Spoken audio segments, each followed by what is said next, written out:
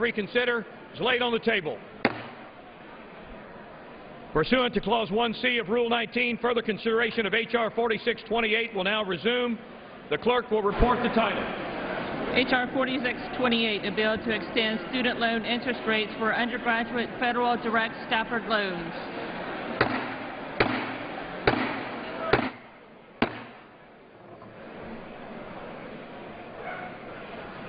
House will be in order.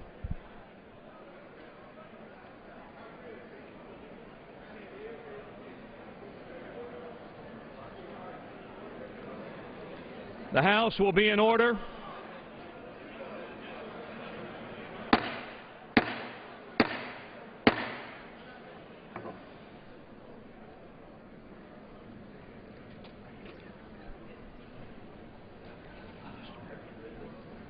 Would members please take their conversations from the floor, clear the well, clear the aisles.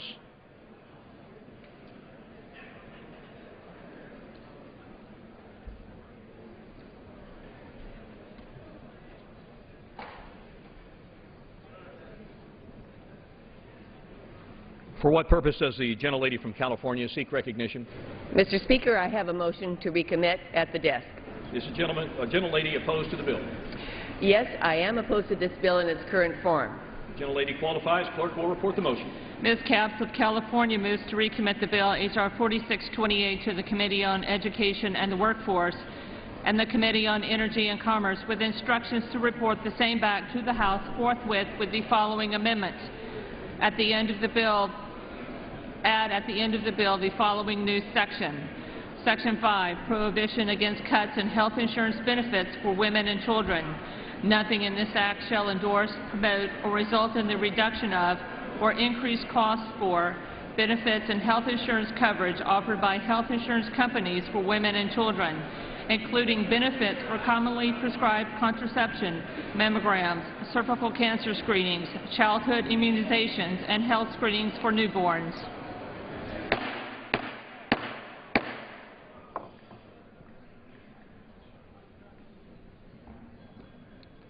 Pursuant to the rule, the gentlelady from California is recognized for 5 minutes in support of her motion. Mr. Speaker, this is the final. It's the only amendment to this bill. It will not kill the bill or send it back to committee. Instead, if the House adopts this amendment, we will immediately move to final passage. Mr. Speaker, it appears that we now all agree that we cannot let student loan rates double come this July. That's good. But I wish we were also looking for a bipartisan solution to funding the continuation of low rates on student loans. But instead, the majority is engaging in another partisan attack on public health funding, funding that improves the lives of Americans and the productivity of our workforce.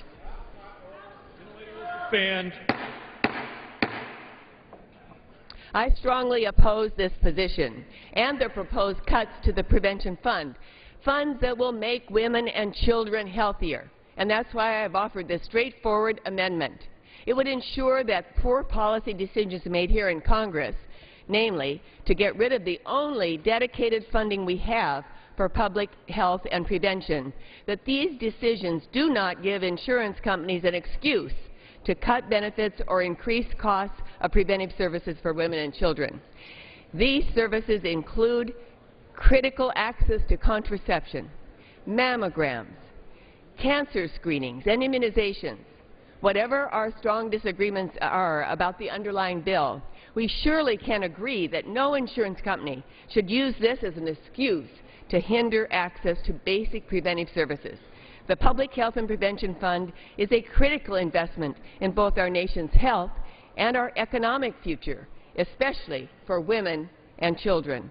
Its value cannot be understated. A healthy mother is better able to raise a child. A healthy child will be ready and able to learn in school, and a healthy worker is more productive for American businesses. Moreover, this fund is critical to bringing down health care costs. It targets the most prevalent and preventable of chronic diseases like diabetes and heart disease. The fund has been used to to ensure that our children have the vaccines they need to avoid painful and expensive childhood illnesses. It supports programs to prevent birth defects and autism surveillance. And the fund supports critical women's health screenings. 600,000 screenings will be cut with the repeal of this fund. These are not frivolous programs. As mothers and grandmothers, we know the importance of preventing birth defects and having access to vaccines, knowing we're doing everything we possibly can to ensure that our children have a healthy start. As a nurse, I know the importance of preventing chronic diseases and early cancers, catching it early. And as a taxpayer, I surely know that we cannot afford to keep ignoring the cost-benefit of prevention. Programs that have a 5-to-1 return on our smart investments. States and counties all over the country are realizing the importance of prevention programs. That's why they've all embraced the prevention fund that this bill wipes out. And you know, it wipes it out completely. In fact, 760 nonpartisan groups across the country have signed on in support of the prevention fund. I would like to insert this list of organizations for the public record. 760 nonpartisan groups. This investment in public health has been a long time coming. To abolish it now will send us back to square one, just when we can least afford to do that. Now, finally, Mr. Speaker, the women of this country are watching. They're watching us here today. They have watched as countless bills and budget proposals have moved through this House, attacking and zeroing out programs that keep women healthy, their children fed, and families above water. Now is the time to stand up for women. Vote for this final amendment to this bill to show the women of America that we support them and we support their families and we support the services that they need to lead a happier and healthier life. I yield back the balance of my time. Gentlelady yields back her time. Without objection, the gentlelady referenced material is entered into the record. That the House be in order. Mr. Speaker. For what purpose does the gentleman from Ohio, the Speaker of the House, seek recognition? I claim time in opposition. The gentleman is recognized for 5 minutes. How in the world did we ever get here? Think about this. A fight being picked over an issue that everyone knew was going to be resolved. A fight being picked over an issue that there is no fight over. Democrats 5 years ago put this cliff in the law that would require student loan interest rates to more than double on July the 1st.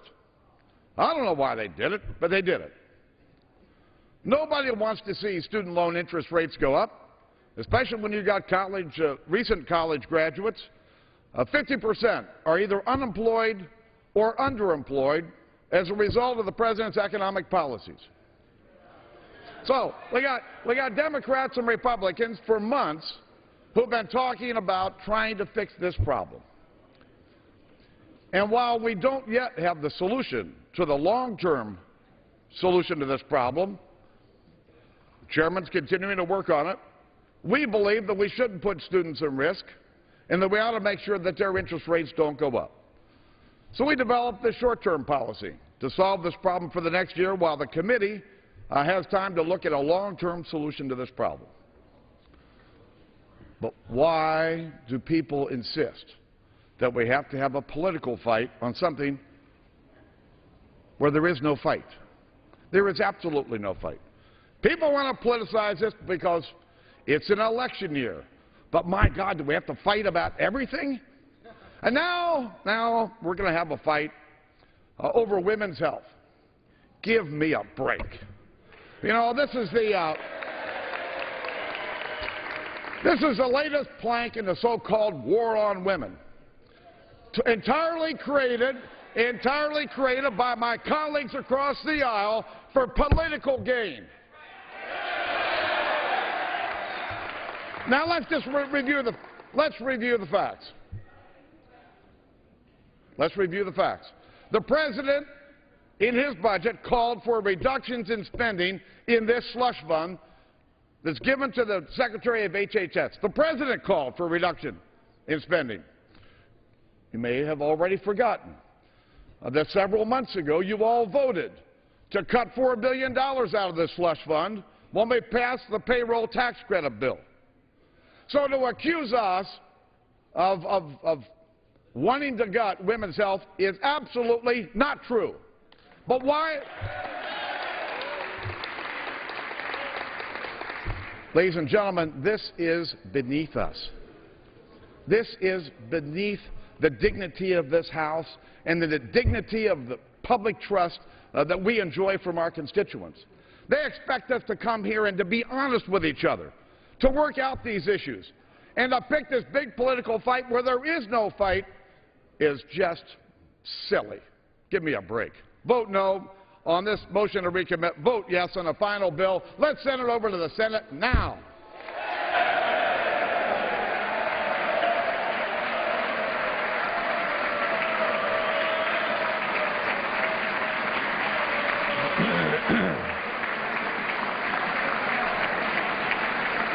Without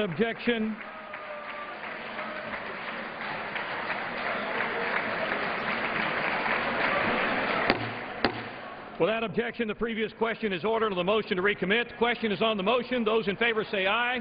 Aye. Those opposed, no. No. The noes have it. The motion is not agreed to. I ask for a recorded vote.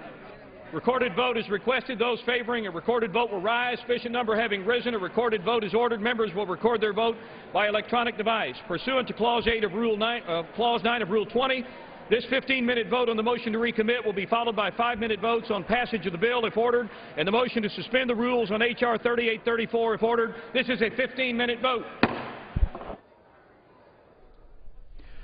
The second of 4 votes now. Members debating a procedural motion related to the student loan interest rate bill, extending lower federal subsidized student loans for another year. We're anticipating a vote on final passage of that bill next, and then a vote on another technology bill dealing with computer networking, and that should wrap up legislative business for the week in the House. Democrats' motion to recommit would in general restrict the student loan bill from cutting dedicated funding or benefits through insurance companies for a number of public health programs. And to get more on the student loan bill, we spoke with a Capitol Hill reporter who is following this legislation. Molly Hooper writes for The Hill, the student loan interest rate legislation wasn't originally on the schedule for the week. How and why did they decide to take this up? Well, it was a last-minute decision by Speaker Boehner that happened at the late hours on Wednesday after President Obama had been traveling the country to several colleges just attacking Republicans for not dealing with the soon-to-be student loan increase. And I think that Speaker Boehner and the Education and Workforce Chairman, John Klein, Jeb Hensarling, met in Boehner's office and basically decided, listen, I know we're working on a long-term solution to prevent the student loan increase from going into effect in July, but, as of now, it doesn't seem like that's going to happen. So we need to do something now. We need to take action quickly. And what they decided was to extend the current rate of 3.4% student loans and pay for that by using $6 billion from the so-called Obamacare slush fund. That's what Republicans are calling it. But it's basically a fund that was created for prevention and wellness in the health care law to provide immunizations, screenings, and testing, that kind of thing. Republicans are calling it a slush fund. What's White House reaction to that description? Well, I would say that they differ strongly with it. Again, they believe that this is very important. It is for immunizations. It's prevention and public health. So, but the problem is that they've already used money from that fund this year to pay for the payroll tax cut increase. So Republicans seized on that action and said, well, if the Democrats are using it for, to pay for this payroll tax increase, to prevent the payroll tax cut from increasing, then they should be able to use it for student loan increase, for the student loan interest rate cut. So who's lining up against this bill and why? Well, the Democrats are Democrats are definitely lining up against it because they believe that paying for it with this prevention money is just not acceptable. And also I saw that the Heritage Foundation, a conservative group, has also said that they oppose it as well. Since the reason this is going into effect is from something that happened when the Democrats were in control of the House and the Senate back in 2007. When the Democrats took control, one of their first actions was to lower student loan interest rates. And so what they did was they cut it from then the current 6.8% to 3.4%, but that only lasted for 5 years. And so the Heritage Foundation is saying, well, why are we extending this cut? We can't afford it at this point. So it'll be interesting to see which Republicans end up voting against this solution. Interest rates, as you mentioned, are set to double in July. What's the play for political campaigns? How are they using this debate on the campaign trail? Well, that's exactly what the president's been doing over the past few days. He's been going around to college campuses, rallying up the youth vote, because this really affects people who've been, who are out of college, who have to pay these hefty student loans back. And, I'm 30, and some of my friends are still paying these student loans. So they're I've heard them call me and say, hey, what's going on with the student loan increase? Because, we're getting used to these lower numbers. So they're very interested in it. And so the Democrats are using this to rally young voters.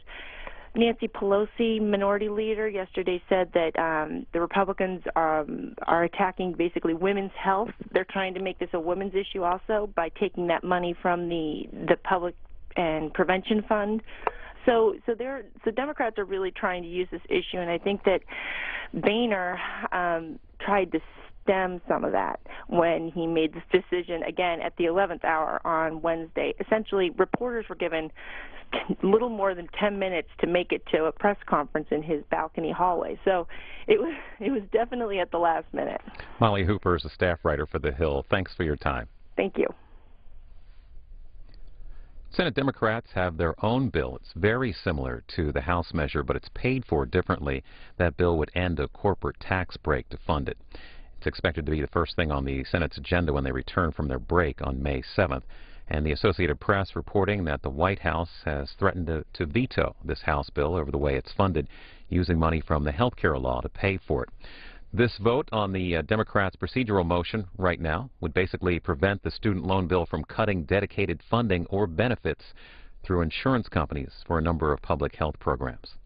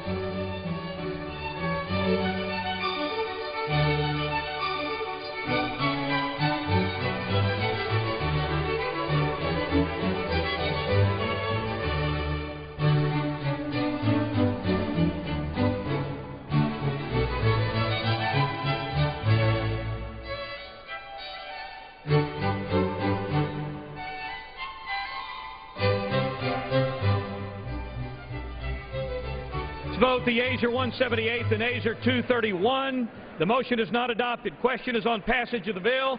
Those in favor say aye. Those opposed, no. The ayes have it. Gentleman is recognized. On that, I ask for the record to vote. Recorded vote. A recorded vote is requested. Those favoring a recorded vote will rise. Sufficient number having risen, a recorded vote is ordered. Members will record their votes by electronic device. This is a 5-minute vote. A final passage vote now on the student loan interest rate bill, extending lower federally subsidized student loans for another year. Without the extension, student loan rates would double on July 1st. They'd go from 3.4% to 6.8%. Democrats again expressing opposition to the extension because it's paid for with funds from the health care law.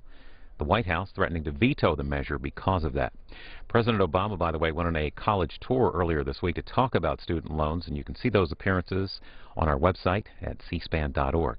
After this vote, the final vote of the week on another technology bill dealing with computer networking.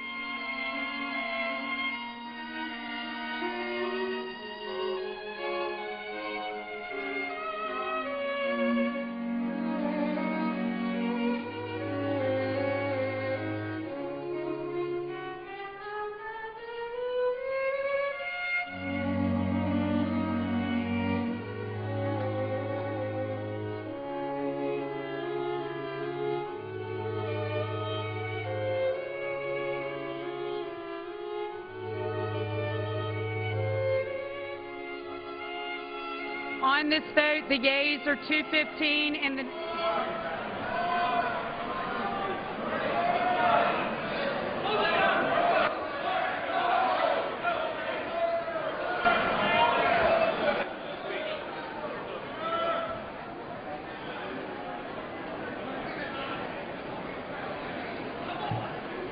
Mrs. McCarthy of New York.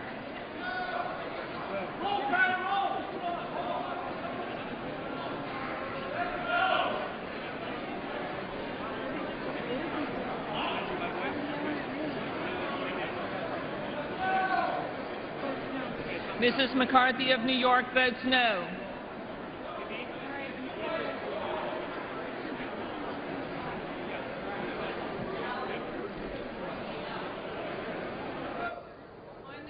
The yeas are 215 and the nays are 195. The bill is passed. Without objection, a motion to reconsider is laid on the table. Right here? Go ahead. Okay. The unfinished business is on the question of suspending the rules and passing H.R. 3834 as amended, which the clerk will report by title. Union Calendar Number 289, H.R. 3884, a bill to amend the High Performance Computing Act of 1991 to authorize activities for support of networking and information technology research and for other purposes. The question is, will the House suspend the rules and pass the bill as amended? So many as are in favor, say aye. Those opposed, no. In the opinion of the chair, 2/3 being in the affirmative, the rules are suspended and the bill is passed. And without objection, the motion to reconsider is laid on the table.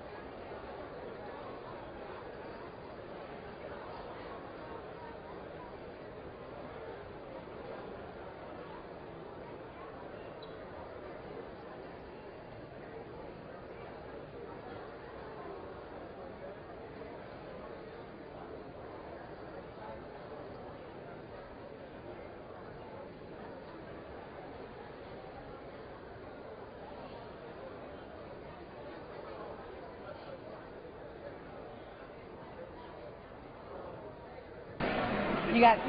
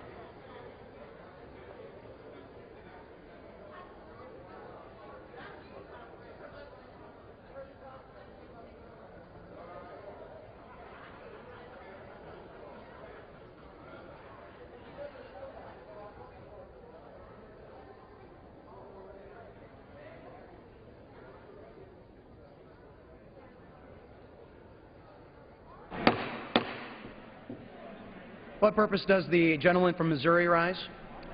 Mr. Speaker, I rise to ask unanimous consent to be removed as co-sponsor of H.R. 1588. Without objection. What purpose does the gentleman from Washington seek recognition? Mr. Speaker, I ask unanimous consent that the engrossment of H.R. 4849, the clerk be authorized to make the change that I have placed at the desk. The clerk will report the change.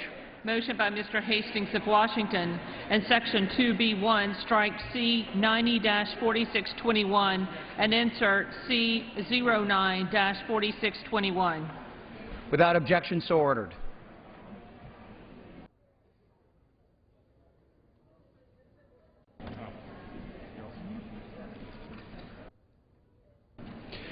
The chair lays before the House a privileged Senate concurrent resolution. Senate Concurrent Resolution 43, resolved that when the Senate recesses or adjourns on any day from Thursday, April 26, 2012 through Sunday, May 6, 2012, on a motion offered pursuant to this concurrent resolution by its majority leader or his designee, is stand recessed or adjourned until 12 o'clock noon on Monday, May 7, 2012, or such other time on that day as may be specified by its majority leader or his designee, and the motion to recess or adjourn, or until the time of any reassembly pursuant to Section 2 of this concurrent resolution, whichever occurs first, and that when the House adjourns on any legislative day through Friday, May 4, 2012, on a motion offered pursuant to this concurrent resolution by its majority leader or his designee, it stand adjourned until 2 p.m. on Monday, May 7, 2012, or until the time of any reassembly pursuant to Section 2 of this concurrent resolution, whichever occurs first. Section 2. The majority leader of the Senate and the Speaker of the House, or their respective designees, acting jointly after consultation with the minority leader of the Senate and the minority leader of the House, shall notify the members of the Senate and House, respectively, to reassemble at such place and time as they may designate if, in their opinion, the public interest shall warrant it. Without objection, the concurrent resolution is agreed to and the motion is reconsidered, is laid on the table.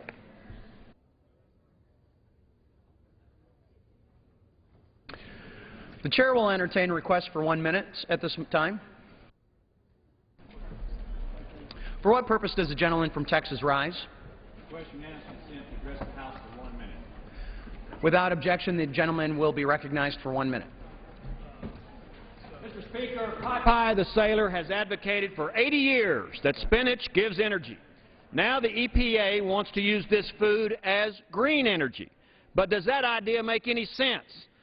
After the administration spent hundreds of millions of dollars of taxpayer money on other failed green initiatives, the EPA awarded $90,000 to a group of students who designed a solar panel that uses spinach to produce a very slight energy charge. A slight electrical charge is not enough to supply the United States with even a fraction of our energy needs, nor will it leave Bluto shaking in his boots. Meanwhile, the shovels that were ready for the Keystone XL pipeline are idle. The Gulf of Mexico sits, waiting for more oil and gas lease sales and permits. And the procedural hurdles in place have slowed drilling on public lands to a halt. What we need are real solutions to bring down the price of gasoline and decrease our dependence on foreign oil. We don't need more taxpayer spinach subsidies. Leave spinach for Popeye and the supper table. And that's just the way it is.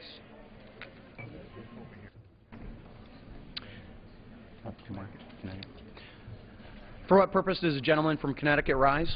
Address the House for 1 minute, revise and extend. Without objection, so moved. Thank you, Mr. Speaker. The question before the House today was whether we were going to take money for preventative services for women and children and give it to college students. That's a really dumb question.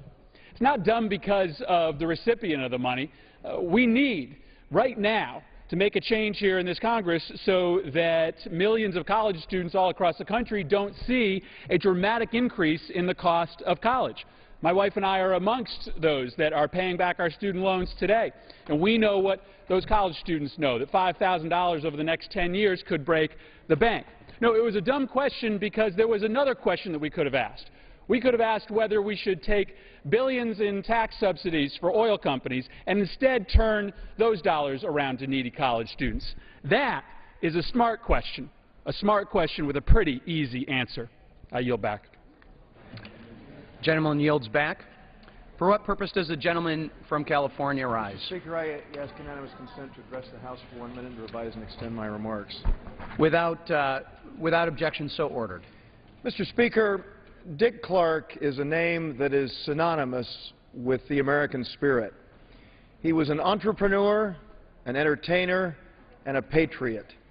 For decades, Americans of all stripes welcomed him into their living rooms to hear new music, to be entertained, and to ring in the new year. Dick had that uniquely American ability to be forward-thinking while grounded in tradition. He had a passion for the universal appeal of music and understood that it could unite people across barriers of both age and race. He knew this country to be a land of opportunity, and he in turn created opportunity for countless others. In fact, he was such a tremendous mentor to so many that spending time with Dick came to be known as attending Clark University.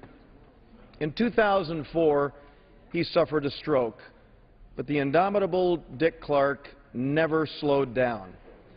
Thousands of Americans found yet another reason to draw inspiration from America's oldest teenager. He continued to work hard and take pleasure in every single day. I remember thinking on the last night I spent with him shortly before he died that Dick would live to be 100. Sadly, I was wrong. Within hours of his unexpected passing, the White House called and asked that I convey the condolences of President and Mrs. Obama to Dick's wife, Carrie, and his children, Rack, Dwayne, and Cindy, and their families. Dick Clark enriched the lives of millions and leaves a legacy that will no doubt touch generations to come. The gentleman's time has expired. For what purpose does the gentleman from Tennessee rise? To address the House for 1 minute. Without objection, so ordered. Thank you, Mr. Speaker. Julian Bond was and is a great civil rights leader. He founded SNCC in the 60s and fought for civil rights in this country. He was a Georgia state senator for 20 years and had to fight and go to the Supreme Court to get a seat for First Amendment rights. And he was the chairman of the board of the National Association for the Advancement of Colored People, NAACP, for many years. He's also been a professor of civil rights history at the University of Virginia for the last 20 years, and he'll be retiring on May the 1st.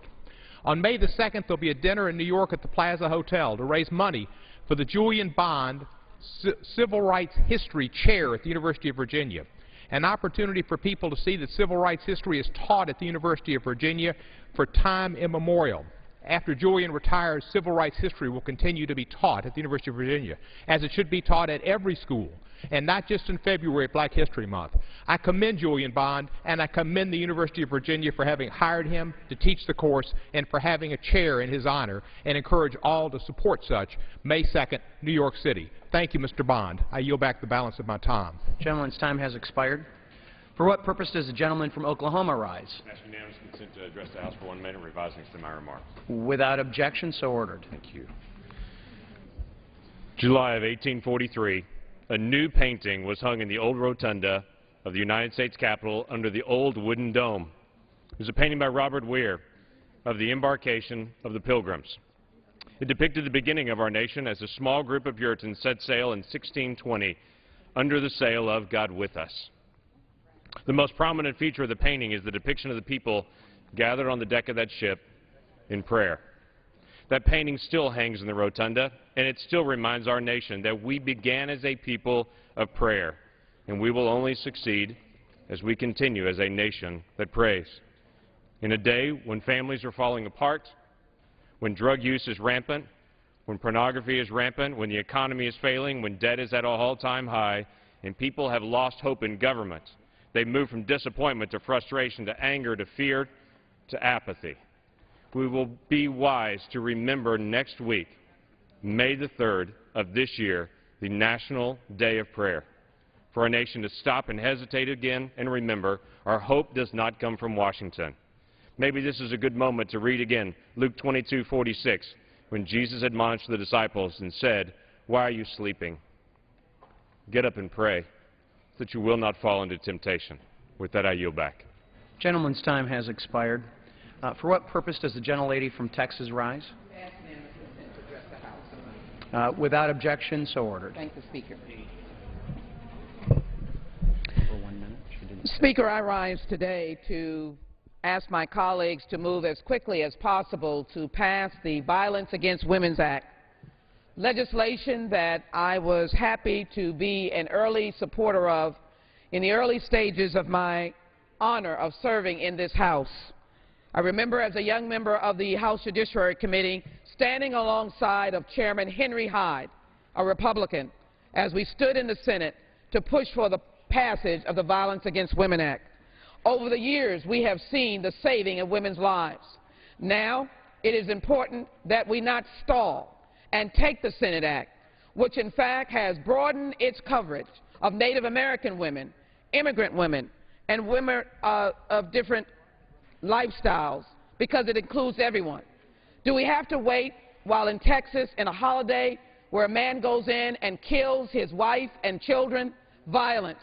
Or the man who is charged with killing Jennifer Hudson's family, his family looking for his ex-wife. Violence that must stop. Pass the Violence Against Women's Act now. Take the Senate bill that was bipartisan and save the lives of women and men who are subject to violence in their lives. America, you can do better. I yield back. Gentlelady's time has expired. For which purpose does the gentleman from California rise? Ask permission to address the House for 1 minute. Without objection, so ordered. Mr. Speaker, under the Fourth Amendment, if the government wants to snoop through a person's email, it must first convince a judge that there's probable cause to believe that person has committed a crime, and it must specify the documents it believes are relevant to that charge. Yesterday, the House passed a measure that makes a mockery of this cherished protection. Under the guise of cybersecurity, it allows the government to pressure and cajole Internet providers to turn over their subscribers' data, and for the government then to use that data without the consent or even the knowledge of the individuals affected for a wide variety of vague purposes unrelated to cybersecurity, all without a warrant. This is a truly Orwellian measure that our Bill of Rights was specifically written to prevent. I hope the House will have second thoughts as it reflects on the ramifications of this act. Gentleman yields back.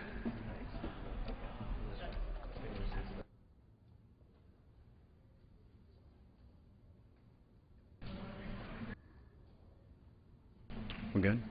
Yeah.